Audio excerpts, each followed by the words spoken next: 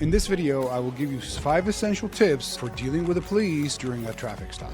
Hi, I'm Javier Alatorre. I'm owner-director of Alatorre Law, criminal defense attorney in Tucson, Arizona. Let's get started. Number 1, once you get stopped, pull over safely and stay in the car. Remember, officers get a little excited if you're doing something funny or something weird in the car. You want to be saved. He wants to be saved, so stay in the car. While you're waiting in the car for the police officer to come and talk to you, prepare your documents. Get your registration, get your driver's license, and get your proof of insurance ready. Have them in your hand when he shows up. It's best to have it someplace handy. I usually keep mine in the glove or in the console in a little envelope. I was all ready to go. It helps. It'll save some time. When the cop comes, don't play games. Give him your paperwork. Yes, some people say you only have to show it. Some people say that the statute says display. Another statute says exhibit. It doesn't say have to give it to him. Some people just show it on the window. You can try that, but my advice is just give it to the cop. You do have a duty to identify yourself. When you actually give the officer your paperwork, you're really not doing anything disservice to yourself. You're giving him something less to complain about you. So might as well just do that. What happens if the cop is rude? Stay calm.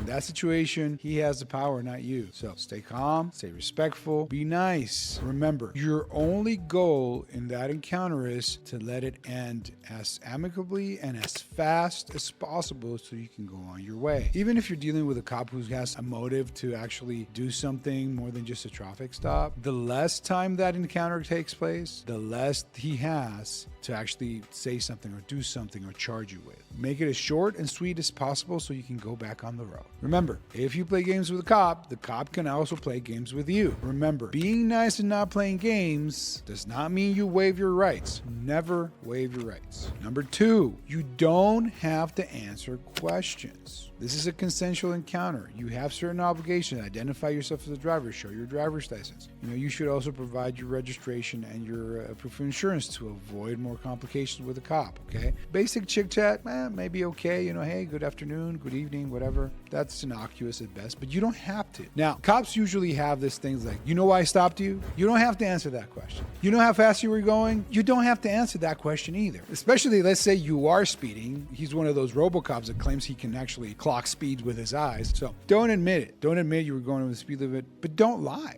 Lying to a police officer can be a misdemeanor offense. But you do not have to answer any questions, so don't. And you don't have to be mean about it or rude about it. Just say, officer, I respectfully decline to answer any questions. How can I help you? Why did you stop me, sir? Or you can just say, you know why I stopped you? You could just turn around and say, why did you stop me, sir? You know how fast you were going? How fast was I going, officer? You can be nice, respectful, and not admit to anything and not answer any questions. There is one exception to the you don't have answer questions part. There's a statute. This is beyond the scope of this video, but since I'm telling you not to answer questions, I do have to advise you there's one exception. And I'm going to read this because I want to make sure I get the wording right because it's a little tricky. If you're carrying a concealed deadly weapon and the officer asks you, you must accurately answer the officer, whether you do or you don't. If you don't, that is a crime called misconduct involving weapons. If you want me to do a video on that, just let me know in the comments below and we can get more in depth into that, okay? Basically, be nice, be respectful, and say,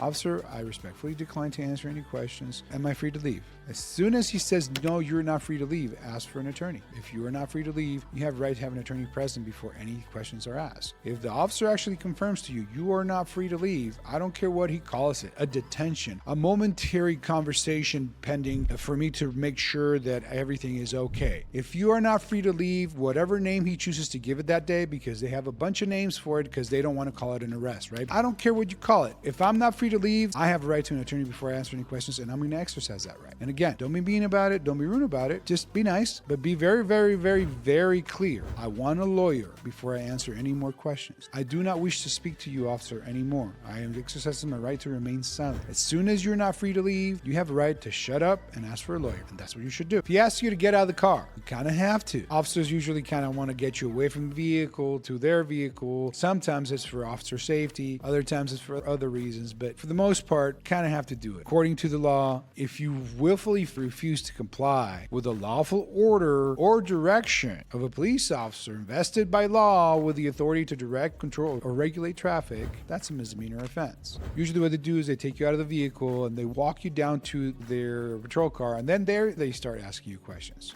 And if you're not under arrest, he should let you go. He doesn't have a right to extend the stop beyond giving you whatever ticket he thought he was going to give you. Now, never consent to a search. Never. Now, what did this mean? If the officer wants to search your car, he's going to do it whether you say yes or no. He's going to find a way. The only thing that you're going to do is, if you consent, is you're going to make everything completely legal, valid, and you're not going to give me or whatever attorney you hire one good defense. Okay? So, an officer needs certain reasons to search your vehicle. He can't just search your vehicle because he wants to. There are certain exceptions to the warrant requirement, but again, those are beyond the scope of this video. Let me know in the comments if you want me to do a video on that. But what you need to know is, when the officer is asking you if he can search your vehicle, your answer should say no. Now, that doesn't mean you get to interfere with the search. Do not. Say, no, officer, I do not give consent. You do what you have to do. I respect you. You're the officer. You don't have my consent, but you know what you got to do. Sometimes the officers will bring a dog and check the car, and then if the dog alerts, then they have some probable cause, etc., etc., etc. But if you consent, they don't have to do anything. Okay? And if they want to search your vehicle and they don't have your consent, they can't extend that detention for way too long. So you have defenses if they find something for whatever reason, they find something in your vehicle. If you refuse consent and then they search it anyway, you have another defense. You make your lawyer's job a little easier and you improve your chances at trial. If the search is found to be illegal, you can potentially preclude all the stuff that was found in the vehicle. They can't use that as evidence in your trial because the search was illegal. It's that whole fruit of the poisonous tree doctrine. Okay? So never consent to a search. Do not interfere, but be very clear. You do not consent. And finally, never resist an arrest, even if you think the arrest is illegal. It's just going to get worse. You're just going to get more charges. So if they're going to arrest you, even if you think it's illegal, nothing's going to make that change. If a cop decided he's going to arrest you, you're going to get arrested. So stay calm, invoke your rights, don't waive your rights, shut up, ask for a lawyer. That's what you need to do. So those are the 5 essential tips for dealing with a police officer during a traffic stop. If you or anybody you care about has recently been arrested for a criminal offense and you need some help, my contact information is in the description down below, and see if it's the right fit. I'm here to help. Give me a call. Good luck with your case.